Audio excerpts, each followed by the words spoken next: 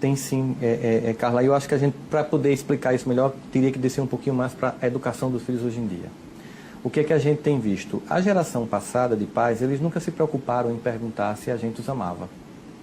Eu lembro claramente uma vez que eu pedi à minha mãe para brincar a Micarande, que é um carnaval fora da época que havia em Campina Grande, e ela disse que eu não ia, simplesmente eu não ia.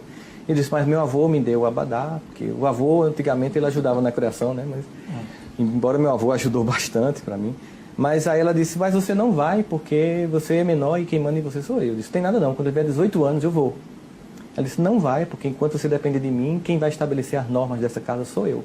E eu disse, e você ainda pensa que eu vou lhe amar? Aí ela disse bem tranquilamente, meu filho, quem disse a você que eu quero o seu amor? E aí me chocou, obviamente, né? Mãe, você não quer o meu amor? Eu disse, o amor é uma escolha que a gente faz. Eu escolhi amar você. Agora, como mãe, eu não abro mão de que você me respeite. Eu só fui entender aquela cena muito depois. Fazendo curso de psicologia, eu fui entender que o amor é um sentimento muito sofisticado. E ele precisa de algumas pré-condições na escala dos sentimentos para que ele ocorra. Lembra daquele jargão da matemática? Se e somente se? Então, digamos que para amar alguém, eu só amo alguém se e somente se eu respeitar. Os pais do passado não se preocupavam em serem amados, mas não abriam mão de serem respeitados. E com isso conseguiam o amor e o respeito. Infantilmente e de forma insegura, os pais de hoje querem ser amados por crianças e adolescentes, que nenhuma sofisticação ainda tem para um sentimento tão nobre. Eles realmente gostam muito, mas o amor vai ser construído na educação desses filhos.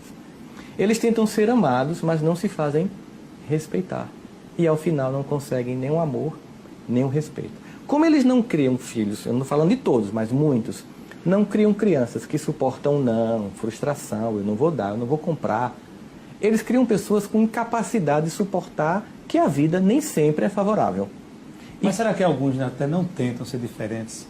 Até porque eles têm uma base diferente disso. Mas não conseguem, por conta do mundo atual, desse mundo que a gente vive, dessa relação com esse mundo de consumo que a gente vive. Anchieta, eu sei que existe essa pressão lá fora, mas se a gente não decidir que vou pautar a minha família por um valor que eu acredito, a gente termina sendo dominado por esse coletivo. E aí a gente tira um discurso que é impossível reagir a isso. E não é possível reagir. É óbvio que eu não posso educar o meu filho hoje como eu fui educado. Acontece que nós tínhamos um modelo de família que começou a ser questionado, que a gente chamaria de tese, família tese. Se criou uma antitese, uma antítese, seria um movimento dialético. Essa família tinha alguns valores que não eram legais, por exemplo, uma hierarquia muito fechada, pouco diálogo entre os filhos, o pai mal conversava com os filhos, a mulher não tinha espaço. Então se começou a questionar essa família, porque de fato ela tinha defeitos, mas ela tinha virtudes. Só que no pêndulo histórico, toda vez que eu questiono o modelo anterior para criar o novo, eu tenho uma tendência de jogar fora o que era ruim, mas também jogar fora o que era bom. Não aproveita as virtudes. Como a gente sempre diz brincando no comparação, é que como se desse um banho no menino, uma banheira, e depois fosse jogar água suja fora e levasse o menino junto, jogasse fora o menino. Então, aquela família hierarquizada eu abri mão. Aí eu vim para uma família que era repressiva, mas eu criei uma família permissiva. E hoje, a gente também está vendo que esse modelo não está lá, essas coisas. Houve ganho? Houve. Há uma democracia nas relações, a mulher tem mais espaço para poder no lar, os filhos têm diálogo com os pais, mas se perdeu o respeito. Então a família síntese, que é a família antiga, tese, a família antitese, vamos para a família síntese, nesse movimento dialético, é uma família em que eu mantenho essa democracia familiar que foi conquistada, é muito bem-vinda, a criança poder se expressar, mas eu trago de volta o respeito, a disciplina, a norma, as frustrações, que eu não posso dar tudo que você quer, mesmo que eu possa. Eu, como um pai, como uma mãe que quer educar, eu evito para que você suporte.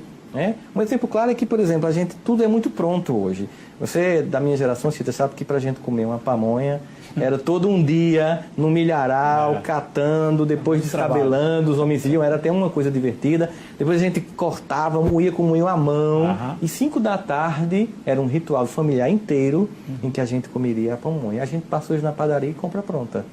Então, por exemplo, pegar um filho em casa para fazer um bolo é uma boa experiência de trabalhar com ele a resiliência, Carla. De você chegar, vamos fazer o bolo. Bom, em vez de comprar pronto, aí começa, faz, ele o esforço que dá, a mão que machuca, o tempo de esperar. Tá pronto? Não, tem que esperar esfriar. Ele passa mais ou menos umas 4 horas para comer um bolo. Aquilo é uma experiência rica dele esperar o tempo. Nós temos uma geração ansiosa. E essa geração ansiosa e pouco resiliente, ela tenta tamponar essa falta de afeto, porque se eu não respeito meus pais, eu termino não amando meus pais. E eu vou para relações fragilizadas, inclusive namoros fragilizados.